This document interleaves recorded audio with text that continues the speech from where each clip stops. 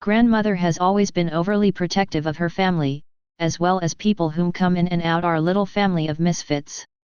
For some reason Lily would keep asking grandmother if she could stay the night, honestly other than her making one trip home, to gather some cloths and some lady products. Mason called them crypt keepers. At some point, she became such a familiar face, I offered her my bedroom. After all, it was better than the couch and I felt it was the right thing to do. This would give her a nice place to rest her head, and I could catch up on some TV. Overhearing Lily and grandmother talk, I came to the conclusion that she must have been terrified of her father for reasons I could not understand at that time. Later in life I understood all too well. Some of us learn things we're not ready for, and these things can make us hurt, lie, and deal pain. If we're not careful, the victims of abuse become the abusers.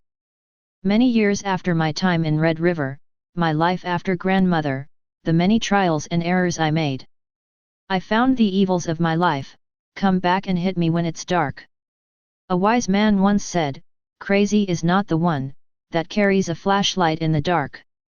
This memory is almost as clear as the day it happened. Lily's father had shown up a number of times at our doorstep, looking for his wife and Lily. Maybe he was drunk that one morning, but he had that look in his eyes, the one you would see in the people of Red River, when something was pushing them or bending their will. This time he banged on the door so hard, grandmother leaped out of her seat.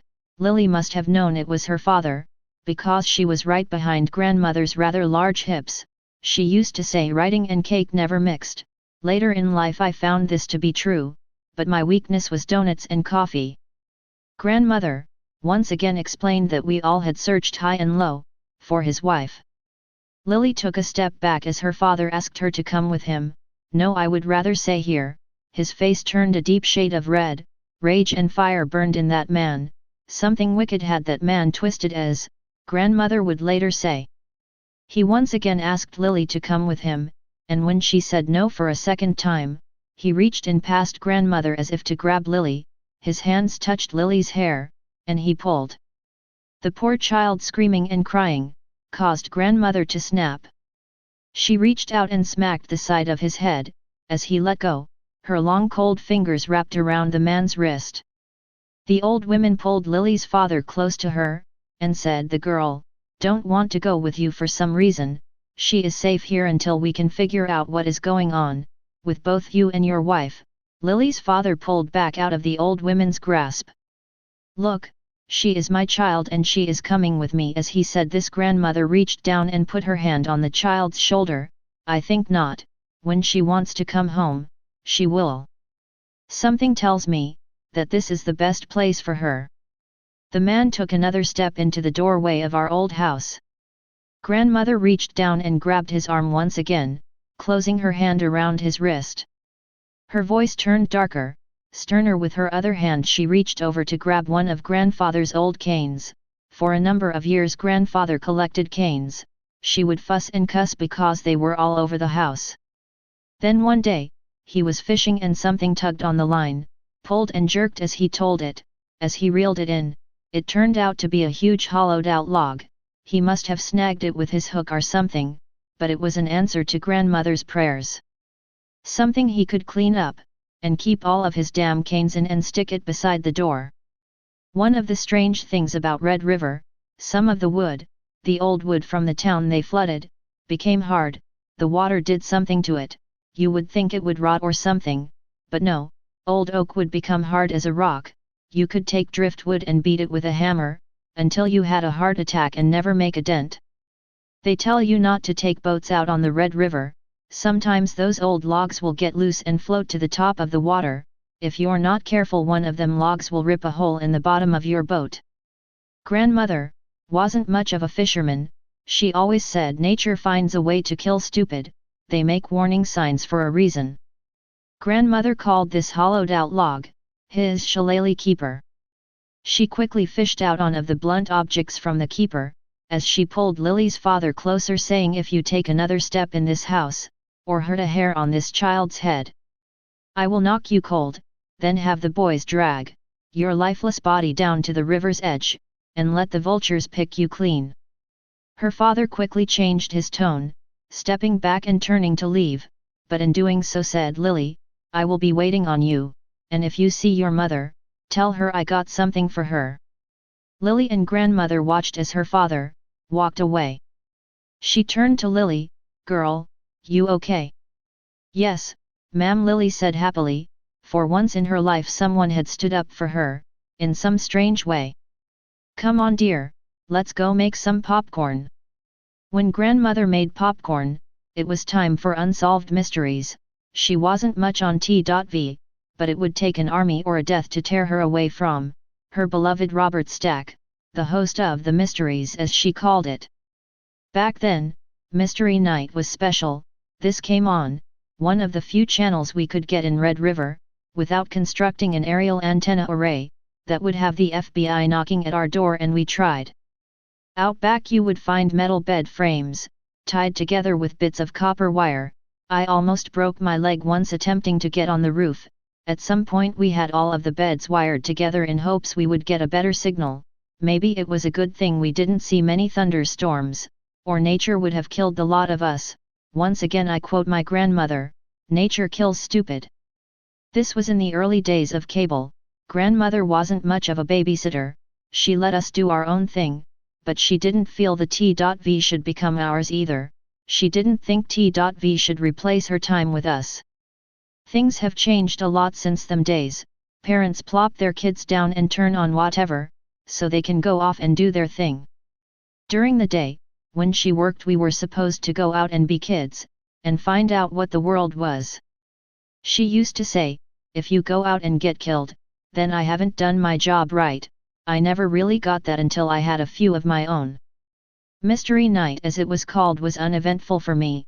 My eyes wandered toward Lily, as the glow from the old t.v illuminated her as she reached in the bowl for another handful of butter-favored goodness.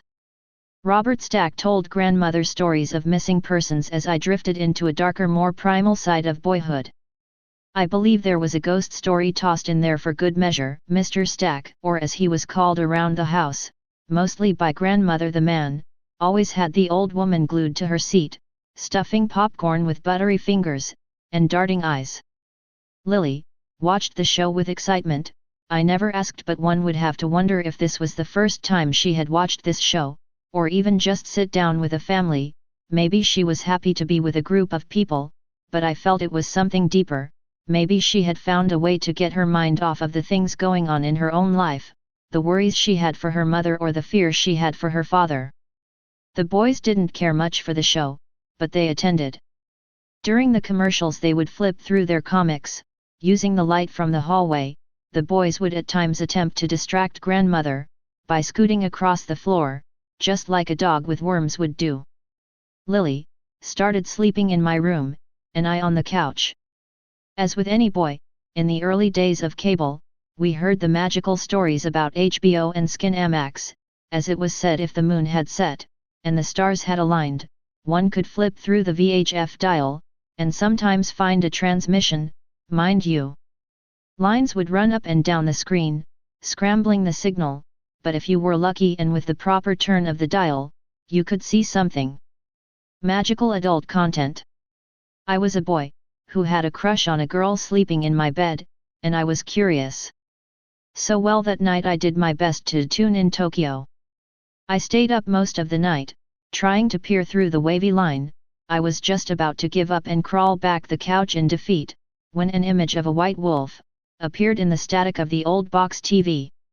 The mouth moved, the eyes glowed bright red.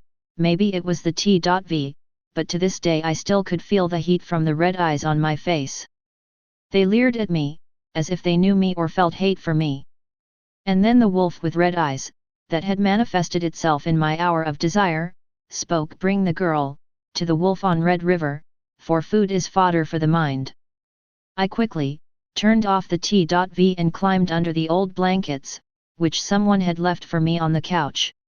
Closing my eyes, I thought of the events over the past few days and I still wondered if I was losing my mind, or was I missing a larger picture. Darkness, then dreams of dusty books and an old man standing on a hill with a gold ring. He summoned me. "Come home," he said, "come home to the darkness, where the light flickers just a little bit, and the souls travel on rails of light. Come home, my son, come home." Then I smelled bacon. Mr. Black had made his weekly bacon delivery, grandmother was cooking and singing, everyone including myself had gathered around the table to eat, when the old woman spoke. "Mr. Black brought you kids a gift, here are 4 tickets to the first ever Red River Carnival." She handed each of us one of the tickets. Flipping over the bright red ticket, was the company name that was putting on this little event, White Wolf Entertainment. According to the tickets, it was being held tonight and behind the old Midwife Hotel. The Midwife Hotel had a dark history. For years the 3-story building housed the overflow from the hospital, mostly mothers and their newborn babies. The place was ran by a nice old woman, whom had been a midwife for the better part of her life. To make ends meet, the owner of the old hotel rented out the basement to a traveling tattoo artist and his snake called Mother. Mother was a rather large python. The artist had fenced off most of the basement just for her. During the last summer of the hotel's operation, babies would go missing. The state police was called in to do an investigation, but they found nothing. After around 7 just up and disappeared, the townspeople of Red River sharpened their pitchforks and lit their torches and came for the midwife. They pulled her out of that hotel by the hair of her head, screaming and kicking. Many of the mothers demanded to know where their children were, what she had done with them.